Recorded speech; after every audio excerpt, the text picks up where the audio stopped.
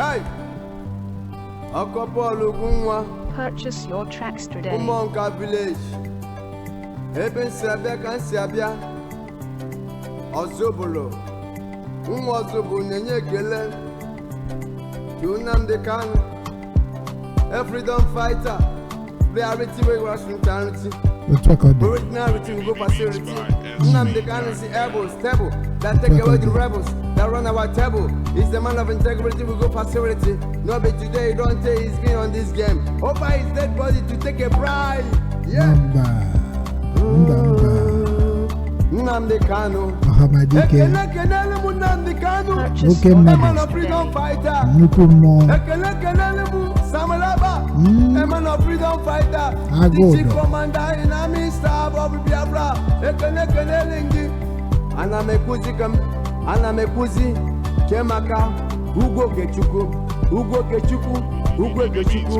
Aye Ugo Gechuku the CEO Ugo Gechuku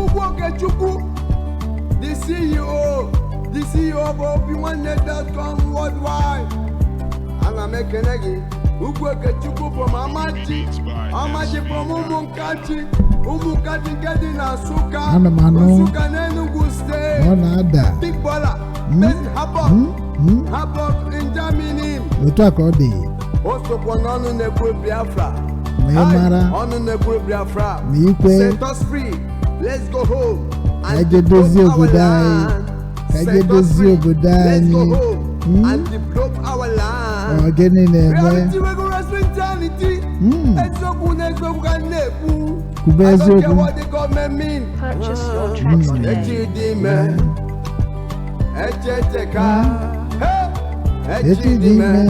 Innocent tomorrow get better. Innocent tomorrow get better. Onye mechi. People. Up the man and why am I dropping so loud and so clear? Free so good. Me, I must talk, speak my mind. Why my people support? We can't take this no more. This sentence that making and they can't in prison because he want equal right between you and I. Talking in the messy. Nigeria, talking in the messy. Reality, we're going through eternity. Nigeria, turn your eyes and realize this Nigeria. It's time for we to understand. They forget about your you need to fight for your freedom. Stand up and say no now to to Sozia no corruption. bronya ihe na ebe de man na to se egwu a ya be egwu obi nwanne egwu obi nwanne na-etiri Nnamdi Kanu na Simon Ekpa na message na-esendiri ndị Igbo niile ọ ife anyị na-ekwu okwu ya echi tere ezigbo aka onye ọbụla kwụsị ihe ọjọọ na-eme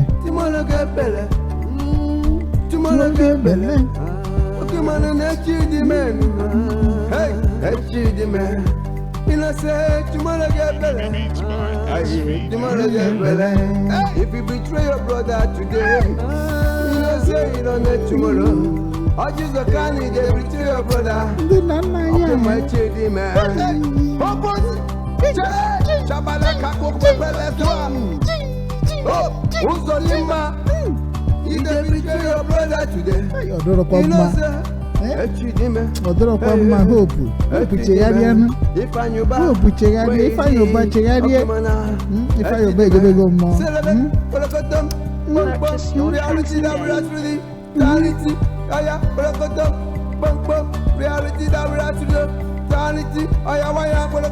ị na-agbakwa egwu a ihe ọma na-adịbaghị mma You can find me. were n'egwu obi nwanne obi nwanne release the latest song more is coming obi dịghị mma n'egwu a just igwe anyị Optional no justice. Nnamdi Kanu just because of say he say they sentence him life imprisonment. Arụ Life imprisonment. Arụ mere. What Nnamdi Kanu is facing. Manodo ga-adị. They carry gun, they kill many people. Our government will bargain with them. What a land of corruption. He negotiates with terrorists. Who does that? Nobody. Show me the law. Arụ mere. He cannot show the law. Show me the law. On the way. Purchase your tracks today. Omoto show me the law. Show me the law. Show me the law. Show me the law. Show me the law. Show me the law. Show me the law. Hey. Show me the law. Show me the law. Show me the law. Show me the law. Show me the law. Then. Omoto. Show me the law.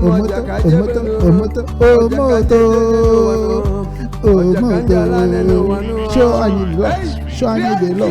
Show me the law. Show me the law. Show me the law. Show me the law. Show me the law. Show me the law. Omoto, show me the law. Anambra. Hey, ayakwa. Ekele Obi Nwanne Foundation. Anọ ya. Ntị ya dị echimechi. Anyị nọ 24/7. Ọhamadike ndị Igbo. Agụba, ana m ekene gị. Ana m ekene gị. Ana m ekene gị. Ọhịa Biafra. Ọhịa Biafra. One love, my brother. One love, one love. One love, nnukwu mmadụ. Onye a bụ onye tiri Obi Nwanne egwu ọhụrụ.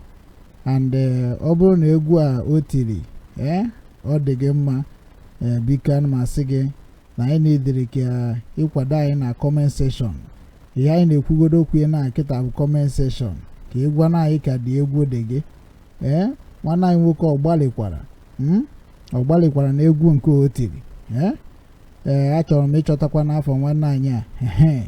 Paul Ugwunwa, Isaiah Chukwu from Ozobolo, Anambra State. Afa company a bụ Trigger Studio, home of music, you know. Nyanwa onwe batara na ọ gbakwutere anyị bịa anyị na studio anyị wee na-akọwa na ya chọrọ ka anyị maketibere ya egwu. Anyị asị ya na nsogbu adịrọ na Obi Nwanne na-anabata onye ọbụla. Mi na-egbu mmadụ, mi na-azọ mmadụ, mi na-atọ mmadụ, mi na-ele mmadụ. Obi Nwanne ga-anabata gị. Mana ọzọ ihe a na-ekwu okwu ya bụ ị ga-anọnwụkwa n'obi n'ọfịs na dipatmenti Obi Nwanne ga-enye gị. Maka na ịma na dipatmenti Obi Nwanne nwere erika. So onye mere some many people bata na Obi Nwanne ha na-adị confused. So wee gwakwana ya si ya na nna m na ọdị ka gị anọgo n'Obi Nwanne. Anyị lụzuru mmadụ na-abụ nọ n'Obi Nwanne, which is na oge na-adịrị anya anyị ga-etiri ya ịchaka, ịghọtago, maka na nke anyị ka anyị na-akwalite. So wee gwa ya sị ya na enwere m a lot of history m ga-eprezent ndị Igbo niile, and that history aga m alaiki ka a gụọ ya dịka egwu, maka na Sadobe na Oliver De Kokwe na ndị ọzọ mgbe ha bidoro egwu dị mma n'obodo eji egwu wee na-akọwa ka obodo si wee dị, ụmụaka esi na ewe na-amụrụ akọ, ndị okenye were ewe na-ekwe n'isi, ịghọtago.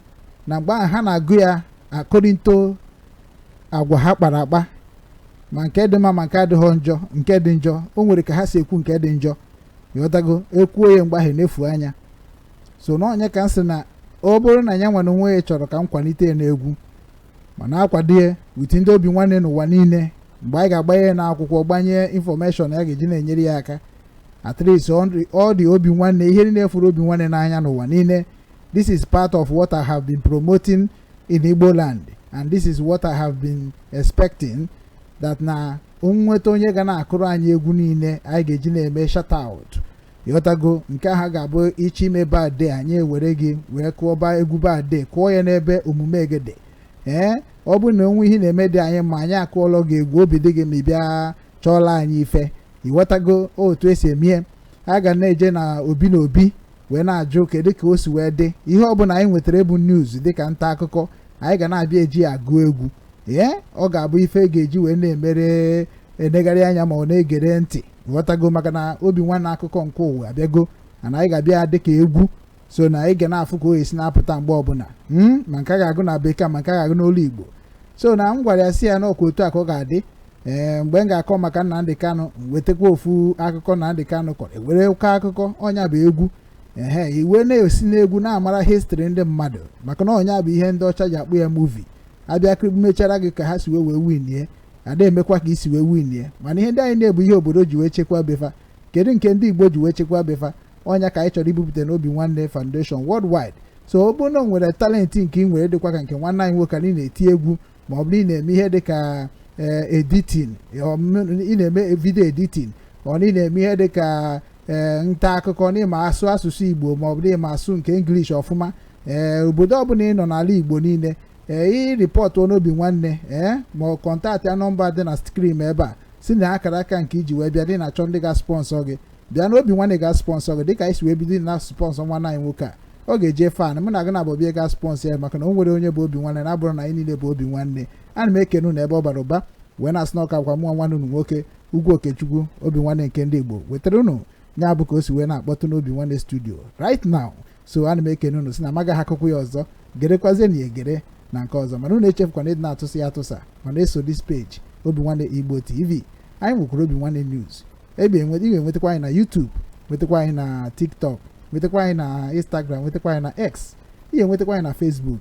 O nwerekwa ebe a na-enweta anyị o ana oge na-adịrị anya a ga na-ewetara gị ka Obi Nwanne ga-esi na-eje njem n'ala Igbo ma ndị na-eje afịa ma ndị na-eje ọrụ ma ndị na-eje akwụkwọ ga na-abịara gị n'Obi Nwanne studio nke dị n'ala Igbo niile. Ekene m unu wee na-asịkwa nwanne anyị nwoke a jisikwa ike maka na asị onye jisi ike uwe na-ejisi ike mana nke o jere eje na nke o mere eme na ọdịmma. Ana m ekene Igbo niile si na udo ka anyị ga na-achị.